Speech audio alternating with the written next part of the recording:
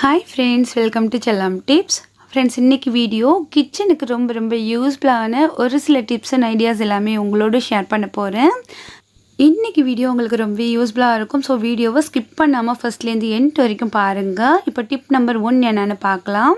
Egg bread roast பார்த்தீங்கன்னா எல்லாருக்குமே பிடிக்கும். பட் அதிலிருந்து வரக்கூடிய அந்த முட்டை ஸ்மெல் வந்து கொஞ்சம் நமக்கு டிஸ்டர்பாக இருக்கும். ஸோ முட்டை ஸ்மெல் இல்லாமல் எக் பிரெட் ரோஸ்ட் எப்படி பண்ணுறது அப்படிங்கிறத பார்க்கலாம். நம்ம அடித்து வச்சுருக்க முட்டையோட ஒரு 4 ட்ராப்ஸ் போல் நீங்கள் வெனிலா எக்ஸ்ட்ரா சேர்த்துட்டு அதுக்கப்புறம் நீங்கள் பிரெட் டிப் பண்ணி எப்பயும் போல் ரோஸ்ட் பண்ணிங்கன்னா உங்களுக்கு வந்து முட்டை குவிச்சு சுத்தமாக இல்லாமல் அந்த பிரெட் ரோஸ்ட் சாப்பிடும்போது ஒரு கேக்கோட ஃப்ளேவர் இருக்கும். உங்களுக்கு கேக் சாப்பிட்ற மாதிரியான ஒரு ஃப்ளேவர் இருக்கும். முட்டையோட கவிச்சு ஒரு துளி கூட இருக்காது. ஸோ நீங்கள் ட்ரை பண்ணி பாருங்கள். இப்போ அடுத்த டிப் என்னென்னு பார்க்கலாம். நம்ம ரெகுலராக முட்டை கலக்கி இல்லை முட்டை ஆம்லேட் அதெல்லாமே பண்ணும்போது பார்த்திங்கன்னா ஸ்ட்ரெயிட்டாக அந்த ஸ்பைசஸ் வந்து அந்த முட்டையோடு சேர்த்து வந்து மிக்ஸ் பண்ணும்போது பார்த்திங்கன்னா உப்பு இந்த ஸ்பைசஸ் எல்லாமே வந்து கரையாமல் கீழே தங்கிடும். ஸோ அந்த மாதிரி இல்லாமல் குட்டியாக ஸ்பூனில் வந்து என்ன ஸ்பைசஸ் சேர்க்க போகிறீங்களோ அதை சேர்த்துட்டு உப்பு இந்த மிளகாய் தூள் அதெல்லாமே சேர்த்துட்டு கொஞ்சமாக வந்து தண்ணி சேர்த்து மிக்ஸ் பண்ணிக்கோங்க.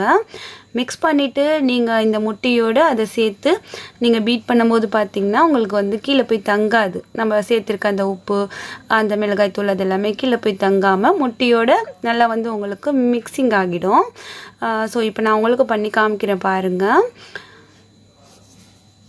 எப்போதுமே நம்ம வந்துட்டு முட்டை கலக்கி விட்டு ஊற்றும் போதெல்லாம் நமக்கு வந்து உப்பு வந்து சேராமல் அங்கங்கே போய் தனித்தனியாக நிற்கும் இல்லையா? ஸோ அந்த மாதிரி இல்லாமல் இது நல்லாவே நமக்கு மிக்ஸ் ஆகி வரும். ஸோ இப்போ நல்லா வந்து மிக்ஸ் ஆகிடுச்சு இல்லையா? உங்களுக்கு வந்து நான் தோசைக்கல்லையுமே ஊற்றி காமிக்கிறேன் எப்படி இருக்குது அப்படிங்கிறதா.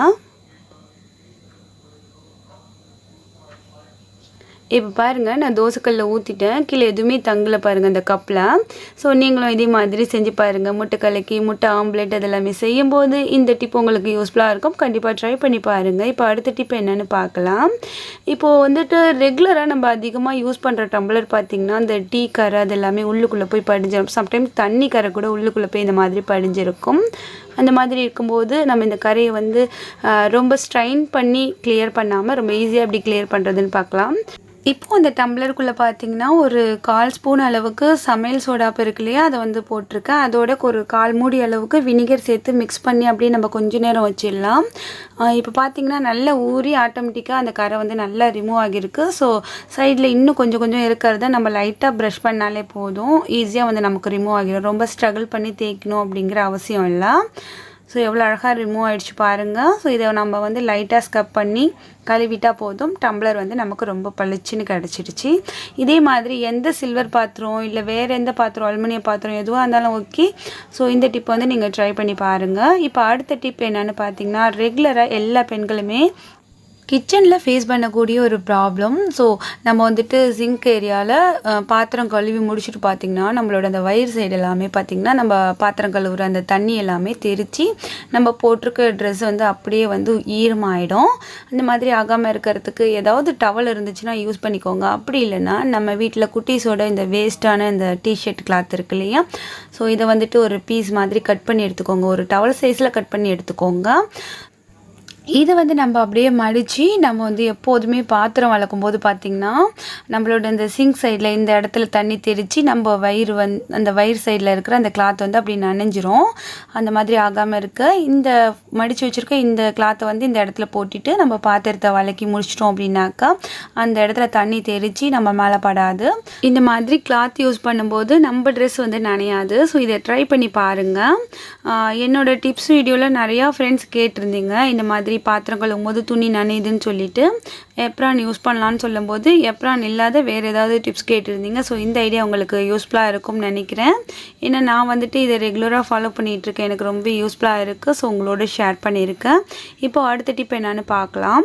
நம்ம வந்து ரெகுலராக யூஸ் பண்ணுற லைட்டர் பார்த்திங்கன்னா நம்ம அடுப்போட அந்த பக்கத்தில் வைப்போம். பக்கத்தில் வைக்கும்போது நம்ம தாளிக்கும் போது அந்த எண்ணெய் எல்லாமே பட்டு பார்த்திங்கன்னா சீக்கிரமே வந்துட்டு எண்ணெய் பிசுக்கு வந்து அதிகமாக வந்துடும். அதே மாதிரி லைட்டரில் சீக்கிரமே வந்து துருக்கரை வந்து அதிகமாக வரும். அந்த மாதிரி ஆகாமல் இருக்க வாரத்தில் ஒரு நாள் பார்த்திங்கன்னா வீட்டில் இருக்கிற வினிகர் இருக்கு இல்லையா? ஸோ அதை வந்து ஏதாவது ஒரு கிளாத் இல்லை டிஷ்யூவில் தொட்டுட்டு ஃபுல்லாக இந்த மாதிரி தொடச்சி விட்டுடுங்க. இதில் இருக்கிற துருக்கரெல்லாம் பார்த்திங்கன்னா நம்ம துடைக்குமே எவ்வளோ அழகாக ரிமூவ் ஆகுது பாருங்கள். நம்ம வாரத்தில் ஒரு நாள் இந்த மாதிரி துடைச்சி வச்சிட்டோம் அப்படின்னாக்கா எண்ணெய் பிசுக்கு அதிகமாக சேராமல் லைட்டர் வந்து ரொம்ப நாட்களுக்கு நமக்கு நல்லாயிருக்கும். ஸோ இதே மாதிரி நீங்களும் செஞ்சு பாருங்கள். உங்களோட லைட்டருமே பளபளன்னு எப்போதுமே புதுசாக இருக்கும். ஸோ இப்போ வந்து அடுத்த டிப் என்னென்னு பார்க்கலாம். நம்ம வந்து வறுத்த நிலக்கடலை வந்து வாங்கி எப்படி தான் வச்சாலுமே கொஞ்சம் நாளையிலே வந்து எண்ணெய் சிக்கல் வந்துடும். எத்தனை பேர் இதை ஃபீல் பண்ணியிருக்கீங்க அப்படின்ட்டு கமெண்ட்ஸில் சொல்லுங்கள். எப்படி தான் நம்ம ஃப்ரிட்ஜில் வச்சா கூட அது வந்து ஒரு எண்ணெய் சிக்கல் வந்துடும். ஸோ இந்த மாதிரி ஆகாமல் இருக்கிறதுக்கு எப்போதுமே நிலக்கடலை ஃப்ரெஷ்ஷாக இருக்கணும் அப்படின்னாக்கா இந்த மாதிரி வறுக்காத கடலை பச்சையாக இருக்கும் இல்லையா, இந்த மாதிரி வாங்கி வச்சுக்கோங்க. ஃப்ரிட்ஜில் வந்து வச்சுக்கோங்க. நமக்கு தேவைப்படும் போது கொஞ்சமாக எடுத்து லைட்டாக வந்து நம்ம வறுத்து விட்டு நம்ம யூஸ் பண்ணோம் அப்படின்னாக்கா அதோட மனமே வந்து தனியாக இருக்கும். அதே மாதிரி உங்களுக்கு எண்ணெய் சிக்கல் வாடை இல்லாமல் ரொம்பவே ஃப்ரெஷ்ஷாக இருக்கும். ஸோ நான் வந்து ரெகுலராக வந்து இதை தான் செஞ்சுக்கிட்டு இருக்கேன். ஸோ இதை உங்களோட ஷேர் பண்ணிக்கணும்னு எனக்கு தோணுச்சு. அதனால் இந்த டிப்ஸில் வந்து நான் சொல்லியிருக்கேன். இந்த மாதிரி நம்ம வந்துட்டு வானலில் வந்து மிதமான ஹீட்டில் கொஞ்சம் நேரம் வறுத்துக்கிட்டா போதும். இந்த ஸ்கின் எல்லாமே பார்த்திங்கன்னா நமக்கு செவந்து வரும் இல்லையா, அந்த ஸ்டேஜில் வந்து நம்ம ஆஃப் பண்ணி விட்டுடலாம். ஸோ ஆஃப் பண்ணிவிட்டு கொஞ்சம் நேரம் ஆறுற வரைக்கும் வெயிட் பண்ணிவிட்டு எப்பவும் போல் நம்ம அந்த வறுத்த கடலையை எப்படி நம்ம பயன்படுத்துவோமோ அதே மாதிரி இந்த கலையை நம்ம வந்து பயன்படுத்தலாம். சட்னி அரைக்கிறதுக்கு ஸோ எதுக்காக இருந்தாலுமே பயன்படுத்தலாம். இந்த மாதிரி தோல் உரிகிற அந்த ஸ்டேஜுக்கு வரைக்கும் வறுத்துக்கிட்டா போதும். ஸோ இப்போ வறுத்துட்டு நான் அப்படியே ஆஃப் பண்ணி வைக்க போகிறேன். இப்போ தோல் எல்லாமே நல்ல நிறம் மாறி இருக்கு இல்லையா. ஸோ இந்த ஸ்டேஜில் ஒரு சின்ன கிண்ணத்தில் நான் இதை மாற்றி வச்சிடுறேன். இது வந்து கொஞ்சம் ஆறுனதுக்கப்புறம் இப்போது இதுலேயே வந்து நெக்ஸ்ட் டிப் பார்க்கலாம். இப்போ நம்ம இதை வந்து தோலை வந்து ரிமூவ் பண்ணும்போது பார்த்திங்கன்னா புடச்சி ஊதி விட்டு ரிமூவ் பண்ணுவோம். ஸோ எல்லா இடத்துலையுமே பறந்துடும் இல்லையா. ஸோ அந்த மாதிரி ஆகாமல் இந்த மாதிரி கொஞ்சம் பெருசாக ஹோல்ஸ் இருக்க மாதிரி ஒரு மூடியில் நீங்கள் வந்து இந்த வேர்க்கடலையை வந்து கையால் நல்லா இந்த மாதிரி கசக்கி விட்டு போட்டிங்கன்னா உங்களுக்கு தோல் எல்லாமே பார்த்திங்கன்னா கரெக்டாக வந்து கீழே நம்ம வச்சுருக்க அந்த பிளேட்டில் வந்து கலெக்ட் ஆகிடும். மேலே வந்து வேர்க்கடலை மட்டும் தங்கியிருக்கும்.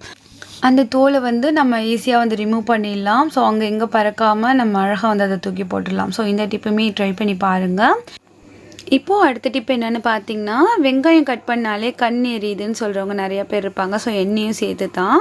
அதுக்கு வந்து வெங்காயம் வந்து நம்ம கட் பண்ணுறதுக்கு முன்னாடியே பார்த்திங்கன்னா கொஞ்சம் நேரம் தண்ணியில் போட்டு வச்சிடணும். தண்ணியில் போட்டு வச்சுட்டு வெங்காயத்தோட தோலை வந்து சடனாக ரிமூவ் பண்ண உடனே ரெண்டாக கட் பண்ணி அந்த தண்ணிக்குள்ளேயே கொஞ்சம் நேரம் போட்டு வச்சுட்டு அடுத்து இது எல்லாத்தையுமே எடுத்து நம்ம கட் பண்ணோம் அப்படின்னாக்கா சுத்தமாக கண் எரிச்சல் கொஞ்சம் கூட இருக்காது. சமையல் அறைக்கு நீங்கள் புதுசு அப்படின்னாக்கா உங்களுக்கு இந்த டிப்ஸ் எல்லாமே ரொம்ப யூஸ்ஃபுல்லாக இருக்கும். இதே மாதிரி இன்னுமே யூஸ்ஃபுல்லான வீடியோஸ் நிறைய நம்ம சேனலில் முன்னாடி நான் அப்லோட் பண்ணியிருக்கேன். ஸோ அதெல்லாமே நீங்கள் பார்க்கல, நீங்கள் புது சப்ஸ்கிரைபர்ஸ் அப்படின்னாக்கா அந்த வீடியோஸுமே செக் பண்ணி பாருங்கள். ரொம்ப யூஸ்ஃபுல்லான வீடியோஸ் நிறைய நம்ம சேனலில் இருக்குது. ஸோ இப்போ பார்த்தீங்கன்னா கண் எரியாமல் வெங்காயத்தை எல்லாமே கட் பண்ணி முடிச்சாச்சு. இப்போ அடுத்த டிப் என்னென்னு பார்க்கலாம் வாங்க. இந்த டிப்ஸ் பார்த்திங்கன்னா குட்டீஸ் உள்ள வீட்டுக்கு ரொம்பவே யூஸ்ஃபுல்லாக இருக்கும். எப்போதுமே ஹார்லிக்ஸ் அதெல்லாமே ஹார்லிக்ஸ் பூஸ்ட் அதெல்லாமே ஆற்றும் போது பார்த்திங்கன்னா டம்ளரில் போய் கட்டி கட்டியாக ஒட்டிடும் இல்லையா. அந்த மாதிரி ஆகாமல் இருக்கிறதுக்கு எந்த கப்பில் நீங்கள் வந்து ஆற்ற போகிறீங்களோ அந்த கப்பில் பார்த்திங்கன்னா முதல்ல வந்து சுகர் சேர்த்துட்டு அடுத்து வந்து ஹார்லிக்ஸ் ஆர் பூஸ்ட் எதாக இருந்தாலும் சேர்த்துக்கோங்க. சேர்த்துட்டு அதுக்கப்புறம் நீங்கள் வந்து சூடான மில்க் ஊற்றி ஆற்றுனீங்க அப்படின்னாக்கா ஒரு சின்ன கட்டிகள் கூட இல்லாமல் டம்ளரில் எதுவுமே ஒட்டாமல் உங்களுக்கு ஒரே ஆற்றுலேயே பார்த்திங்கன்னா தெரியும். எப்படி வந்து கொஞ்சம் கூட ஒட்டாமல் எல்லாமே வந்து பாலில் வந்து நல்லா மிக்ஸ் ஆகியிருக்கு பாருங்கள்.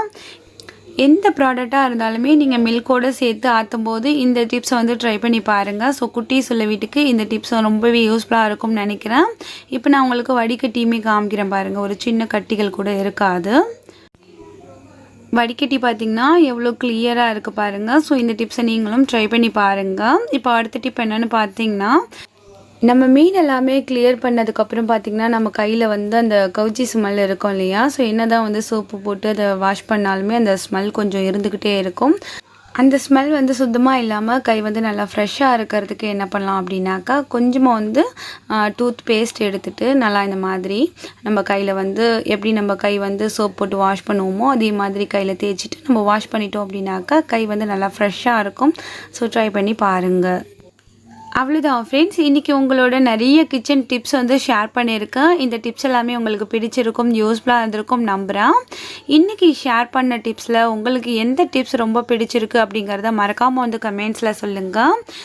இந்த டிப்ஸ் வீடியோ பிடிச்சிருந்துச்சுன்னா லைக் பண்ணுங்கள். இந்த டிப்ஸ் வீடியோ மற்றவங்களுக்கும் யூஸ்ஃபுல்லாக இருக்கும்னு நினச்சிங்கன்னா மறக்காமல் இந்த வீடியோவை ஷேர் பண்ணுங்கள். இப்போ நம்ம சேனலில் கிவ்அவே போயிட்டுருக்கு. ஸோ தெரியாத நண்பர்களுக்காக சொல்கிறேன். கிவ்அவே ரூல்ஸ் என்னென்னு பார்த்தீங்கன்னா, வீடியோஸை வந்து ஸ்கிப் பண்ணாமல் முழுசாக பார்க்கணும். ஒவ்வொரு வீடியோஸுமே லைக் பண்ணிவிட்டு உங்கள் ஃப்ரெண்ட்ஸ் அண்ட் ஃபேமிலியோடு ஷேர் பண்ணிக்கோங்க. அதே மாதிரி உங்களோட கருத்துக்களை வந்து மறக்காமல் வந்து கமெண்ட்ஸில் சொல்லுங்கள். இதான் கிவ்அவே ரூல்ஸ். ஸோ எல்லாருமே வந்து இந்த கிவ்அவேல கலந்துக்கோங்க. ஸோ அடுத்த ஒரு இன்ட்ரெஸ்டிங்கான யூஸ்ஃபுல்லான வீடியோவில் உங்களை நான் திரும்ப சந்திக்கிறேன். தேங்க்ஸ் ஃபார் வாட்சிங். பாய்.